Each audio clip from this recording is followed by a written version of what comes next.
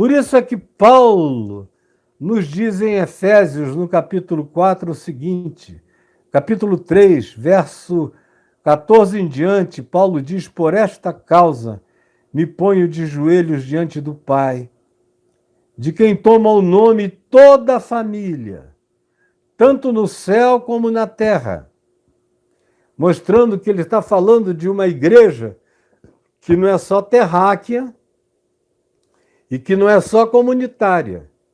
Ele está falando de uma família de Deus nos céus, onde a igreja de Deus é feita de trilhões e trilhões de criaturas, a assembleia solene descrita nos Salmos e na Epístola aos Hebreus, dessa assembleia de trilhões,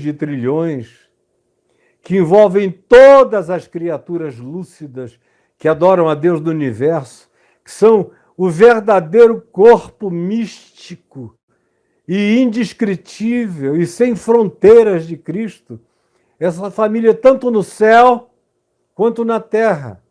Na terra tem alguns que a gente conhece, que são alguns discípulos que frequentam uma congregação.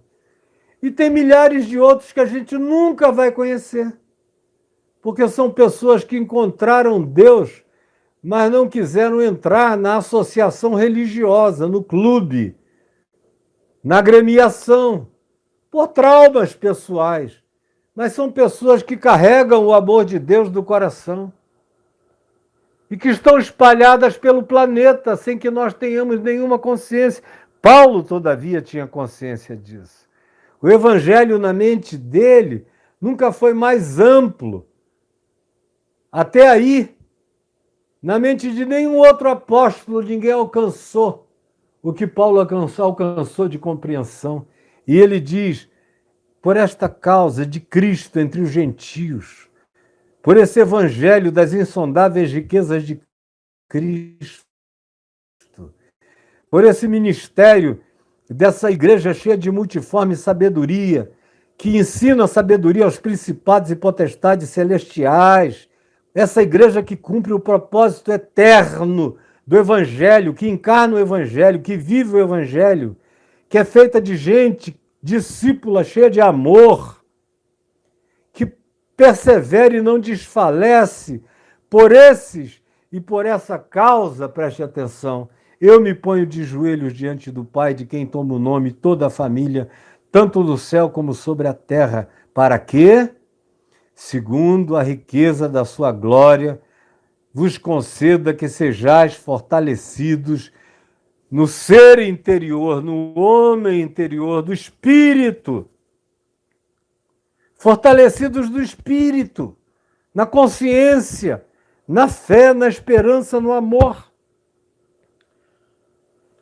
E assim, sendo vocês cheios desse amor de Deus, habite Cristo, cresça Cristo, se desenvolva Cristo nos vossos corações pela fé, estando vós plantados, arraigados no chão de Deus, alicerçados no amor de Deus imutável em favor de todos nós, a fim de que com esse pressuposto, com essa raiz, com essa consciência, com essa visão celestial, com essa amplitude, vocês possam compreender, e só assim vocês poderão compreender, preste atenção, com todos os santos genuínos que têm essa consciência da disciplina do Evangelho, da prática do Evangelho, da vivência do Evangelho, que é só o que serve, porque Jesus disse que aquele que o ama é o que guarda os seus mandamentos, o que tem os seus mandamentos e os guarda, que diz que aquele que faz a vontade do Pai que está nos céus é o que guarda os mandamentos do Evangelho. Esse é o discípulo, a fim de poderdes compreender qual a largura. A largura não tem fronteira nem no Oriente, nem no Ocidente, no mundo inteiro. Essa graça está livre. Ela não está condicionada pelo templo, por parede religiosa de lugar nenhum, nem por religião nenhuma.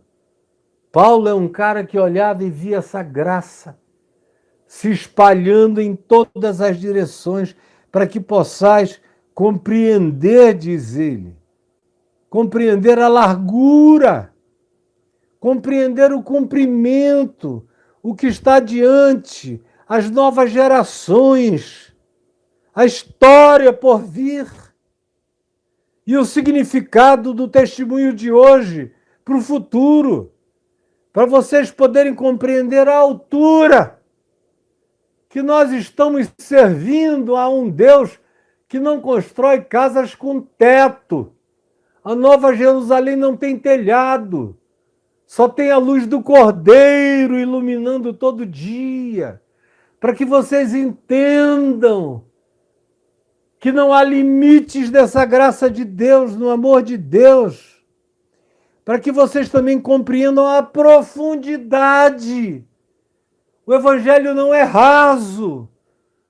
O Evangelho toca em todas as fímbrias das dimensões, percepções sensoriais e extrasensoriais da mente, estimula a inteligência, provoca a genialidade bloqueada. O Evangelho abre tudo em profundidades interiores e em percepções profundas dos significados das coisas que habitam um mundo muitas vezes indevassável para a maioria dos seres humanos do planeta, mas para quem tem o olhar de Cristo, ele entra na profundidade, nas entranhas das trevas e do Hades e vê que Jesus gritou a palavra de evangelização, evangelizomai, declarou, proclamou a vitória do Evangelho no Tártaros, como Pedro diz. Na segunda epístola dele, proclamou a palavra da libertação e da vitória aos espíritos em prisão e que aguardavam o testemunho de Deus.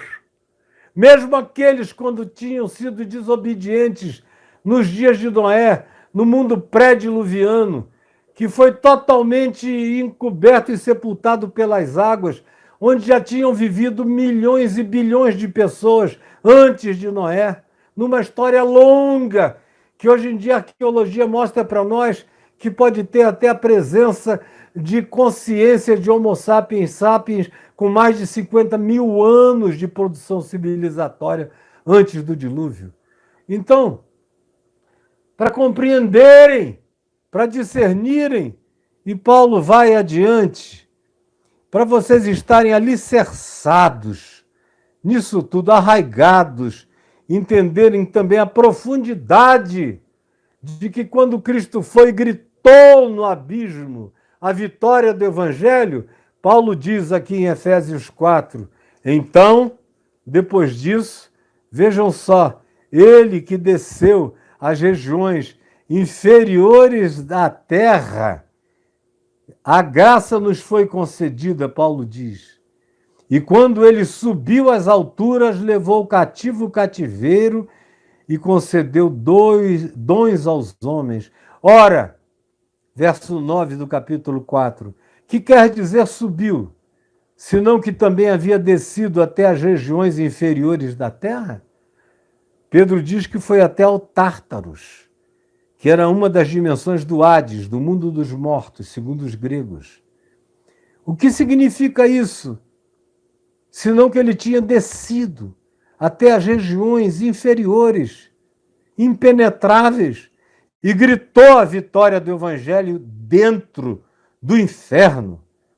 Aquele que desceu até o inferno é também o mesmo que subiu acima de todo principado, potestade e poder, para encher todas as coisas. E nos deu o privilégio de sermos apóstolos, anunciadores dessa boa nova, como eu estou aqui, como um anunciador dessa vitória. Agora, ser discípulo tem que implicar em crescimento. Um discípulo que não vai a lugar nenhum, que só mediocriza-se, que só se encolhe, que só diminui. Quanto mais o tempo passa, pior fica. Mais careta, mais fechado, mais raivoso, mais cheio de juízos, mais tomado de doutrinação, mais esquisito, mais brejeiro. A mulher dele sente saudade do tempo que ele beijava gostoso, que eles trocavam beijo de língua, de cheiro, de que eles se amavam sem pudor. E a mulher agora diz o que esse cara se transformou. Como a mulher de um puritano outro dia falou: meu Deus, o que aconteceu com meu marido? Ele era tão gostoso. Hoje ele é um cara para quem até o papai e mamãe mais básico é quase um pecado para ele. Ele levanta dizendo perdão, Senhor, perdão, Senhor, perdão, Senhor. Porque não raramente, ou mais frequentemente do que raramente, as pessoas vão se convertendo não ao Evangelho. Elas se convertem a igrejas, a doutrinas, a dogmas, a homens, a tradições, a usos e costumes, a legislações que Paulo diz que não tem poder de impedir nada. Não prestam para nada. Está em Colossenses 2, leia lá. Só tem o poder de pulsionar a nossa sensualidade. Mas se você quer ser discípulo de Jesus, você vai ter que crescer. Jesus permite que alguém tenha entendido. O chat GPT entende o que eu falo e faz resumos perfeitos do que eu digo. Agora, as mentes inteligentes, não artificiais, estão tão bloqueadas, tão confusas, tão misturadas que não entendem nada. Por favor, abra o entendimento. Só um milagre do Espírito Santo pode furar a parede de pedra da casa rebelde. Desses que, quanto mais religiosos ficam, mais empedernidos se tornam. Que hoje a broca do Espírito Santo penetre no coração de alguém. De muitos. É o que eu te peço, de todo o meu coração. E nos faça crescer no discipulado.